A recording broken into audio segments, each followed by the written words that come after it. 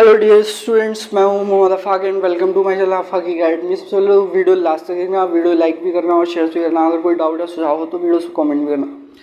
Channel को अभी के अभी रेड कलर के बटन पर प्रेस करके सब्सक्राइब कीजिए जिससे कि आगे आने वाले उसके बाद में बेल आइकन पर प्रेस कीजिए जिससे कि आगे आने वाले मेरे वीडियोज़ की नोटिफिकेशन आपको मिलते रहें। सब्सक्रिप्शन बिल्कुल फ्री है, तो फ्री कंटेंट को देखने के लिए मेरे चैनल को सब्सक्राइब करें और जिन लोग को नीड है उन्हें शेयर कर दें वीडियोस को, और जिससे कि वो भी जो है मेरे वीडियो लेक्चर्स की से पढ़ करके फ्री वीडियो लेक्चर से पढ़ करके लाभ उठा पाएँ। और इस वीडियो में जैसा कि आप थंबनेल देख करके आए हैं, मैं पढ़ाने वाला हूँ क्लास BCA बीटेक की इंजीनियरिंग मैथमेटिक्स से पेपर न्यूमेरिकल एनालिसिस में, जिसमें कि मैंने यूनिट पढ़ा रहा हूँ इंटरपोलेशन विद इक्वल इंटरवल्स। जिसमें कि मैंने पीछे की तीन वीडियोस में मैंने सबसे पहले वाली वीडियो में बताया गॉस फॉरवर्ड, गॉस बैकवर्ड और स्टर्लिंग फार्मूला।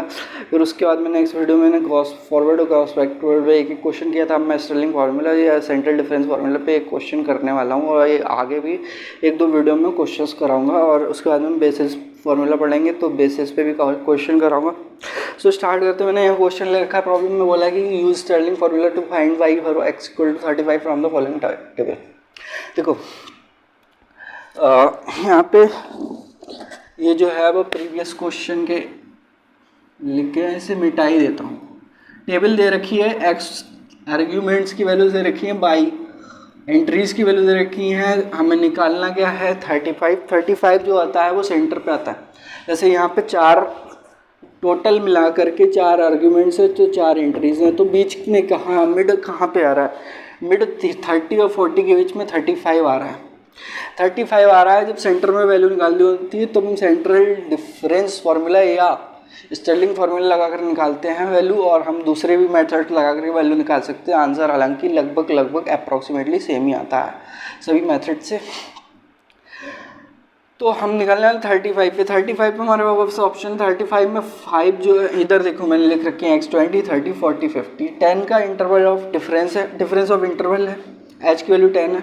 पाई की लिख रखी है 512, x 20 पे, 30 पे 439, 40 पे 346, 50 पे 243। मात्र 4 वैल्यूज़ दे रखी हैं एंट्रीज और आर्ग्यूमेंट्स की। 35 जो आ रहा है वो बीच में मिड वैल्यू, जब यहाँ पे वैल्यू हो तो हम सेंट्रल डिफरेंस फार्मूला या स्टर्लिंग फार्मूला लगाते हैं। और 35 जब हमें दे रखा है तो जैसे हम u कैसे निकालते हैं? u निकालते हैं x minus x0 upon h, ये फार्मूला होता है। x क्या होता है? x हमारे पास है 35 जिस पे वैल्यू पूछी है, तो 35 यहाँ कहीं होगा मिड में, तो बीच में 35 है। 30 से 5 ज़्यादा है, 40 से 5 कम है, तो हम क्या बेस किसे लें? 30 को लें या 40 को लें? दोनों में से किसी को भी ले सकते हैं। आंसर में जो डिफरेंस आएगा वो 1 से लेके 2 यूनिट तक का डिफरेंस आएगा, और जो हमारा आंसर आएगा अप्रॉक्सीमेशन में दोनों ही मेथड से करेक्ट माना जाएगा, क्योंकि अप्रॉक्सीमेशन में आंसर आते हैं इसके सारे के सारे। तो मैंने बता दिया कि दोनों में से कुछ, चाहे हम 40 ले लें चाहे 35 ले लें, बस कैलकुलेशन और फार्मूला बदल जाएगा। हम बेस लेके चलते हैं 30 लेके चलते हैं बेस। उसके बाद में फार्मूला लगाने के लिए हमें आगे और टेबल में वैल्यूज़ की ज़रूरत पड़ेगी, तो निकाल लेते हैं डेल बाई -1। 439 में से 512 गए, 439 में से 512 गए तो बचे माइनस के 73। फिर निकालेंगे डेल बाई नॉट। 346 में से 439 गए तो बचा माइनस का 93। फिर निकालेंगे डेल बाई 1। 243 में से 346 गए तो बचा माइनस 103। नेक्स्ट हम निकालेंगे डेल 2 बाई -1, -93 प्लस 73, माइनस का 20 हुआ। डेल स्क्वायर बाई नॉट निकालेंगे -103 प्लस के 93, 10 बचे माइनस के, बहुत आसान है। अब नेक्स्ट वाला निकालेंगे डेल के पावर 3 बाई -1, -10 प्लस 20 तो बचे 10। आगे कुछ नहीं है, तो बस यहीं पे आके कहानी ख़त्म होती।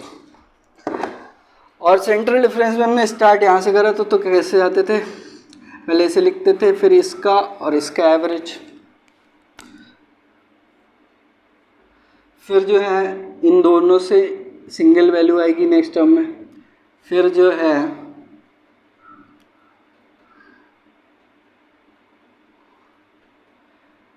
इसमें इधर तो जा रहा है बट इधर कुछ है ही नहीं, ज़ीरो है।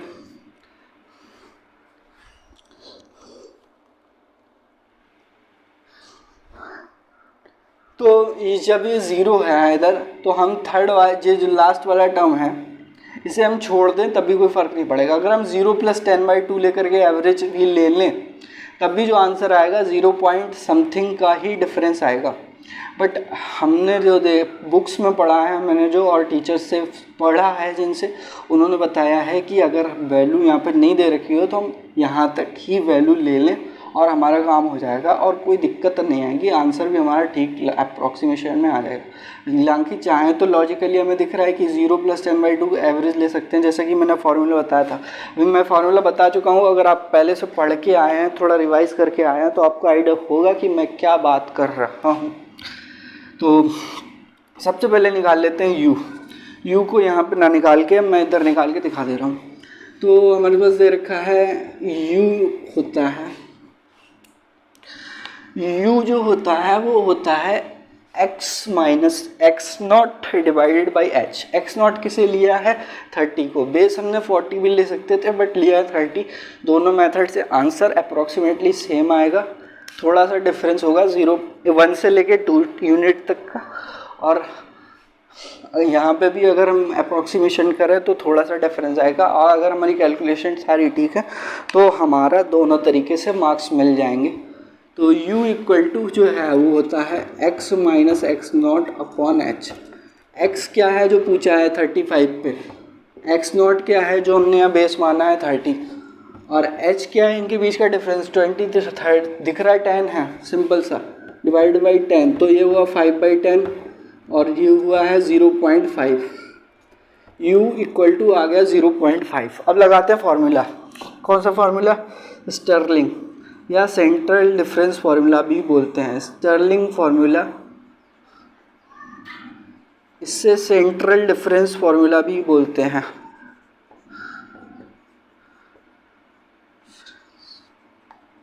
Interpolation formula, central difference interpolation formula. जैसे मैंने फार्मूला बताया था 4 वैल्यूज़ तक, 4 डिग्री तक ही बताया था, अब मैं बताने वाला हूँ 6 डिग्री तक का, जिससे कि आपको हिंट मिलेगी कि फार्मूला याद कैसे करना है। तो सबसे पहले फार्मूला क्या होता है, एफ एक्स आई क्या है 35 ने आई पॉइंट एक्स आई मान लिया 35 को, यहाँ पे इस पे पॉइंट पे वैल्यू निकालने के सबसे पहले क्या करते हैं, लिखते हैं बाई नॉट, फिर लिखते हैं यू इंटू एवरेज लेते हैं किसका, डेल बाई नॉट और डेल -1 का, डिवाइड करते हैं 2 से। फिर नेक्स्ट टर्म में क्या है, सिंगल टर्म आएगी और इधर क्या आएगा u,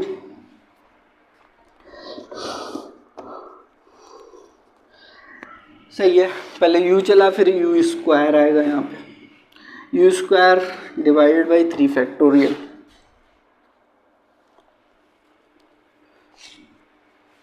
और डिवाइड बाई 3 फैक्टोरियल नहीं, एक्चुअली इट इज़ 2 फैक्टोरियल क्योंकि u पे पावर 2 है।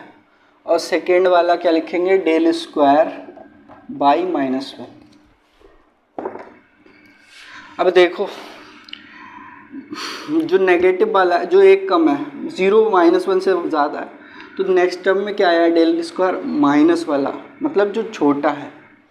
नेक्स्ट क्या है, u आ जाएगा, पहले u था u² फिर u, और एक टर्म हो रहेगा u² -1। प्रूफ नहीं बताया मैंने इसका, सीधे फार्मूला लिख रहा हूँ, क्योंकि अगर प्रूफ इम्पॉर्टेंट होगा तो मैं आगे बताऊँगा।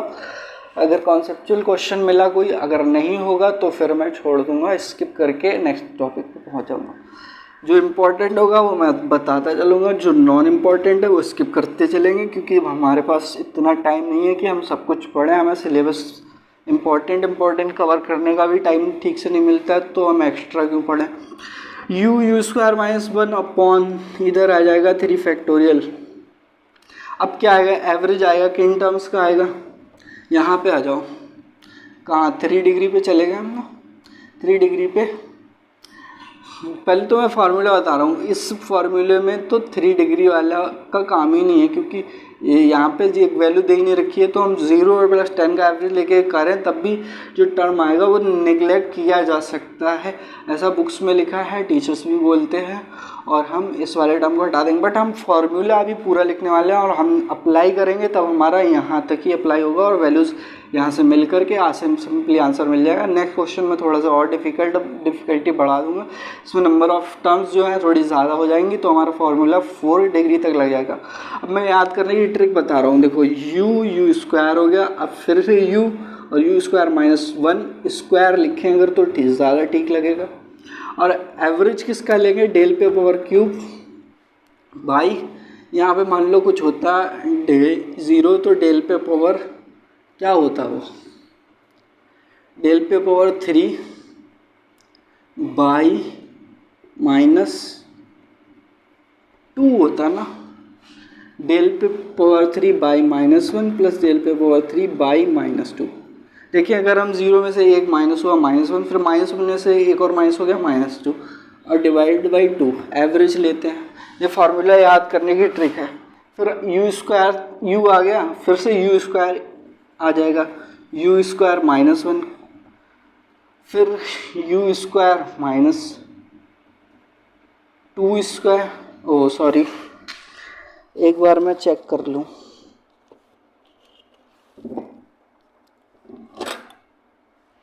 अभी 2 की ज़रूरत नहीं है क्योंकि हमने यू स्क्वायर वाला टर्म ही लिखा है, और डिवाइड बाई 4 फैक्टोरियल, और अब की सिंगल टर्म आएगा, तो सिंगल टर्म यहाँ पे कुछ आता, मान लो डेल पे पावर 4 बाई माइनस 2, यहाँ सभी 0 हैं, ये सारे 0 हैं, इनकी ज़रूरत नहीं पड़ेगी, बट मैं फार्मूला याद करने की ट्रिक बता रहा हूँ, डेल पे पावर 4 बाई माइनस 2, जो इधर था ज़्यादा निगेटिव वाला उसकी पावर 4 बाई माइनस 2 वाला, यू चला, यू स्क्वायर चला, फिर u square minus 1 square, you square minus 1 square, 6 terms लिखने वाला हूँ। फिर नेक्स्ट अगर आप आइडिया लगाओ कि क्या आएगा, यू आएगा, फिर यू स्क्वायर माइनस 1 स्क्वायर, एक और ऐड हो जाएगी term you square minus 2 square divided by 5 factorial, और डेल पे पावर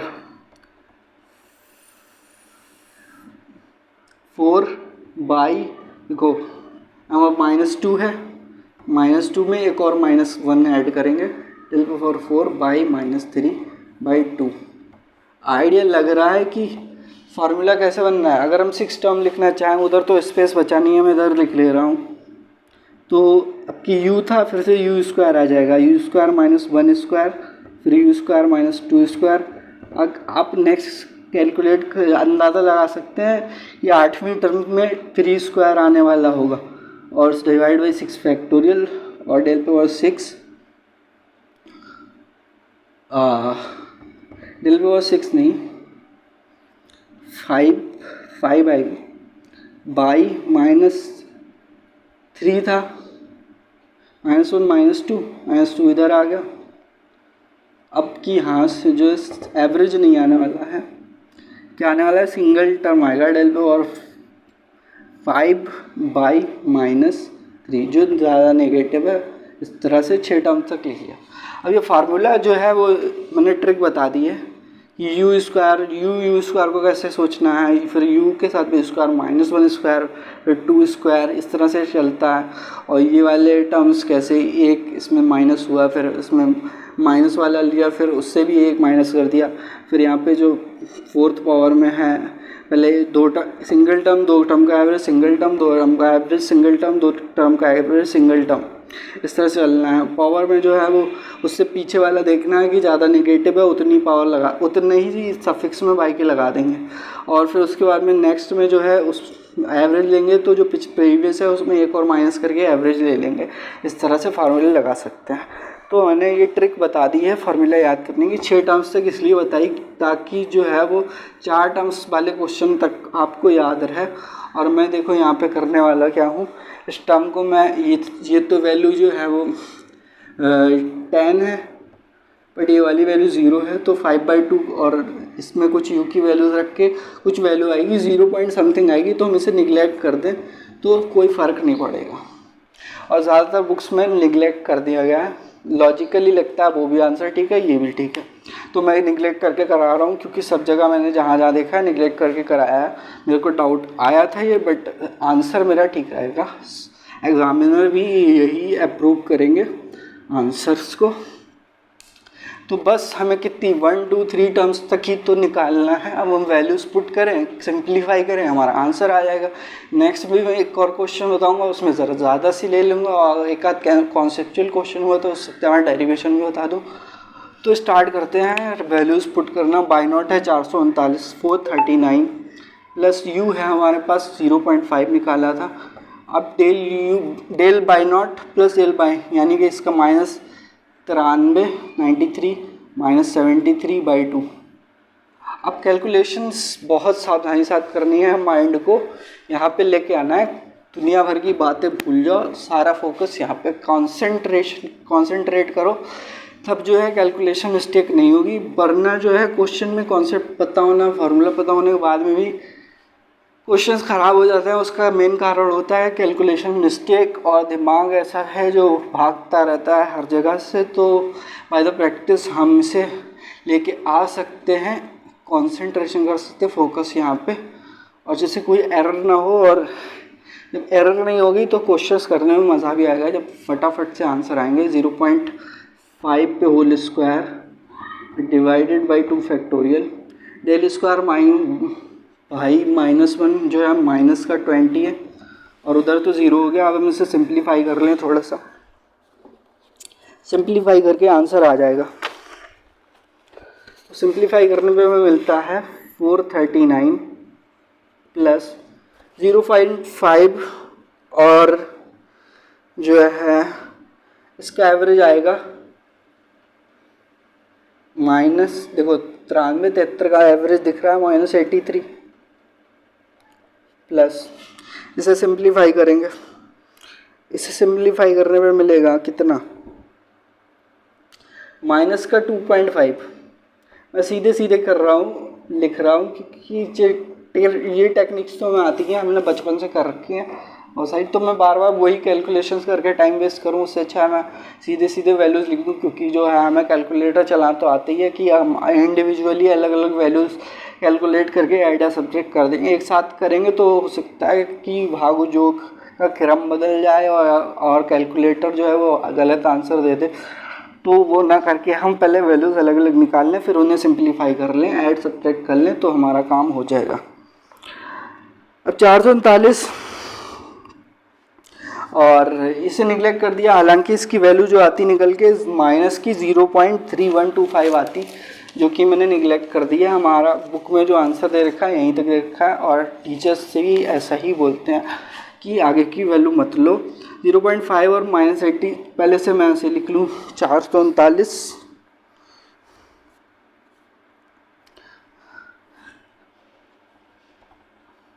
और -83 की 0.5 से मल्टीप्लाई होके हो गया, ये आधा हो जाएगा, 41 दूनी 82, माइनस का 41.5 और माइनस का 2.5। इसे और सिंपली तीनों को एक साथ में कर दे रहा हूँ, तो ये हो जाएगा 395। अगर हम 395 देखें तो वैल्यू जो है वो किसके किसके बीच में है, 346 से बड़ी है, 439 से छोटी है। तो अगर हम एवरेज निकालें 439 और 346 का, क्योंकि 35 पे निकालना है बिल्कुल 340 का एवरेज पे, तो वैल्यू अप्रॉक्सीमेटली इक्वल आनी चाहिए। बट क्योंकि ये डिक्रीजिंग फंक्शन जो वैल्यूज़ हैं वो डिक्रीजिंग फंक्शन के द्वारा आ रही हैं, और डिक्रीजिंग में जो है वो फॉल या जंप मैंने बहुत स्टार्टिंग में बताया था, जब चैप्टर शुरू कर रहा था फाइनाइट डिफरेंस। तो जो जंप या फॉल जो है वो मतलब एकदम से ज़्यादा या कम नहीं होना चाहिए।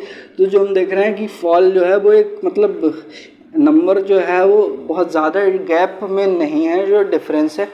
तो जो है डिफरेंस के ऊपर भी डिपेंड करता है कि इनका डिफरेंस कैसा है, और उसी हिसाब से जो हमारा आंसर आता है उसी एवरेज में आता है, जिस एवरेज में ये मतलब जिस क्रम में ये इंक्रीज़ या डिक्रीज़ होते हैं, फॉल या जंप होते हैं। तो अगर हम इसे ऐड करें 9 6 होते हैं 15, हासिल लगा 1 4 3 7 1 8, 4 3 7 बटे 2 और 2 3 6 2 9 18, 2 392.5। देखो बस इतना सा कम है, 2.5 कम है।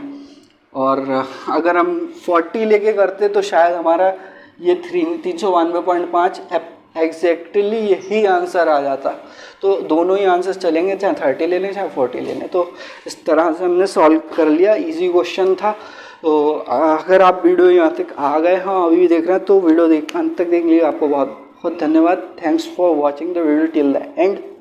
लास्ट में मैं वही लाइन बोलूँगा कि mathematics demands very much hard work, revision and patience and consistently पढ़ाई करते रहें, तब जो है वो हमें पढ़ाई में मज़ा भी आएगा और हम चिल रहेंगे, प्रेशर नहीं बनेगा कि सिलेबस टाइम पे कवर होता रहेगा अगर हम कंसिस्टेंटली पढ़ाई करते रहेंगे। और क्या बोलना था, बस इतना ही कि अब हम मिलेंगे नेक्स्ट वीडियो में इसी स्टर्लिंग फार्मूले की वजह से कुछ किसी प्रॉब्लम के ऊपर जो थोड़ी सी डिफ़िकल्ट होगी, और उसके बाद में देखते हैं क्वेश्चन में जो है मिलता है कोई कॉन्सेप्चुअल तो वो भी करवाऊंगा। सो फ्रेंड्स वीडियो काफ़ी लंबा हो चुका है, वीडियो एंड करते हैं। Very very good bye my dear students.